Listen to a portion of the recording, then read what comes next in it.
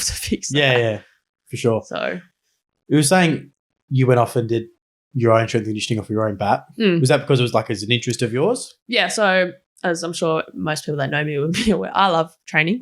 Training's always been fun. I've always been a pretty good runner as a kid, so I used to always just do extra running. Then as I moved up into the state, like 16s, 18s programs, got exposed. So that's where I first met Ryan.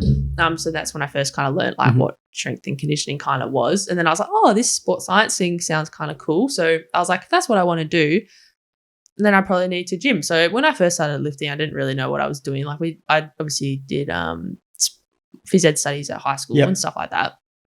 But you don't really learn much there.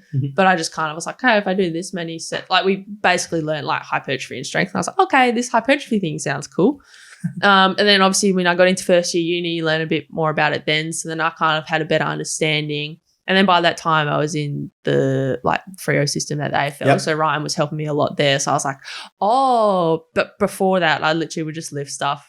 Technique wise was probably pretty bad because I didn't really know what I was doing. But yeah, it was just off my own bat. I was like, oh, if I lift this stuff, I'll get stronger. And it was purely out of like, you know, I've always kind of strive to be the best that I can. And I was like, well, pretty like I was a skinny little kid. And I was like, well, I'm not going to last very long playing against these big girls. If, you know, I might be able to run away from them, but if they tackle me, you'll be digging me out of the grass. So, you know. What do you think the difference is between you when you decide to pick up that the strength conditioning or go in to do your own lifting and get better that way, and the girls who don't? Because surely they must be able to see the difference between, well, these girls are bigger, I need to do something about it, or they just don't. They don't. I think it's a mindset thing. Like I've always strived. That was good English. Strive to be the best that I could be, whether that was at footy or at school, whatever. So I've always done extras, and potentially it's probably bit me in the bum a little bit in terms of a couple of overuse injuries earlier on when I was like 18, 19. But that was just me trying to get better, and I probably didn't quite understand that less isn't always more or more isn't always better. Like, you know, so that took me a little bit to learn.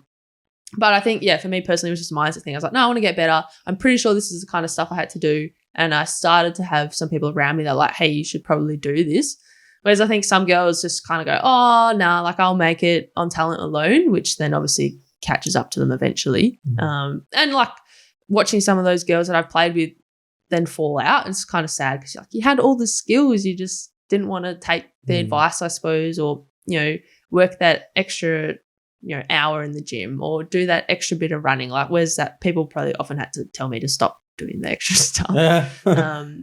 One of our old S&C Eagles, Liv, used to always be like, no, you can't do extra running, B. Like, you've already done enough. And I'm like, why? I want to get better. She's like, because you get hurt. But that was, again, just a care thing. And I was like, needed to probably rein me in more than like push me to do more. But yeah, I just love it. So I think that's what it comes down to. The love of getting better. Like I love working hard to get better to then hopefully play better footy was the goal. Were you one who was always doing extra stuff without telling the coach? Or were you going, like the days off you doing sprints and No, I never did that sort of stuff. It was just more like, hey, can I do an extra running session after? Can we run more? Or can I do this in the gym, like sled stuff or something like that? Okay. They'd be like, no, you don't need to. I suppose the only extra stuff I probably really do now is just extra uppers because they're fun. Or I do like prehabby kind of stuff because like I know that's kind of the stuff I need to do.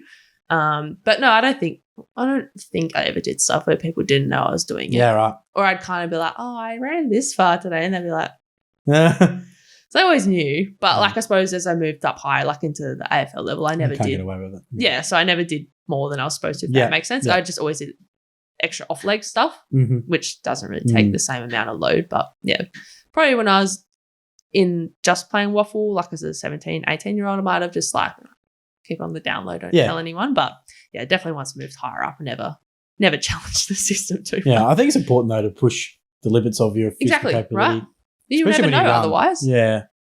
It's important just to kind of test where you are. If you're that way inclined, I guess. Yeah. There'd be people who do have the talent and don't know what it's like. I don't know what it's like, yeah. And I think that's a shame, but that happens in every sport, every team. There's always people like that. Like